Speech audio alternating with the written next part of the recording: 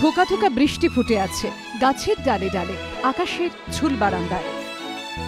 বসন্ত বাতাসে বছরের প্রথম বৃষ্টির ছোঁয়া, মন ভরে ভিজল তিলোত্তমা, ভিজল নগর গ্রাম। রঙের উৎসবের আগে বৃষ্টির সোঁদা গন্ধে মন আনচান, সঙ্গী হলো পলাশ, শিমুল, কৃষ্ণচূড়ার রঙের বন্যা। বুধের সকালে ঘুম ভাঙা চোখে মেঘলা আকাশ দেখে অনেকেরই মন খুশি, আবার অনেকেই পথে হলো দেরির আশঙ্কা নিয়ে বেরিয়ে পড়েছেন পথে, সঙ্গে বর্ষাতি কিংবা ছাতা। কিন্তু কেনই হঠাৎ বৃষ্টি?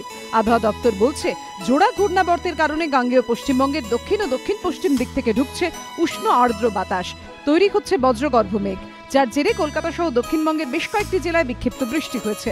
আবহাওয়া দপ্তরের পূর্বাভাস, দোল পর্যন্ত এমনই আবহাওয়া থাকতে পারে।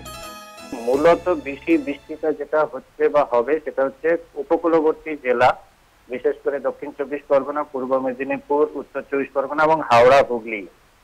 বাকি জায়গাতেও বৃষ্টি হবে, কিন্তু তার ইন্টেন্সিটি একটু কম থাকবে।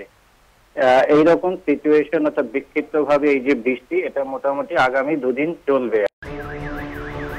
রোমান্টিকতা যেমন আছে তেমনই আছে রূঢ় বাস্তব।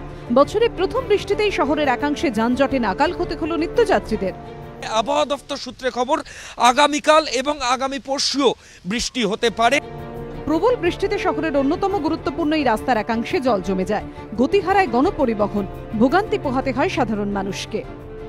প্রবল বৃষ্টির জেরে হাওড়ার বেলেলিয়াস রোড, হাওড়া ময়দান, শালকিয়া বেশ কিছু গুরুত্বপূর্ণ রাস্তায় যানজট ভোগান্তির মুখে পড়তে হয় সাধারণ মানুষকে।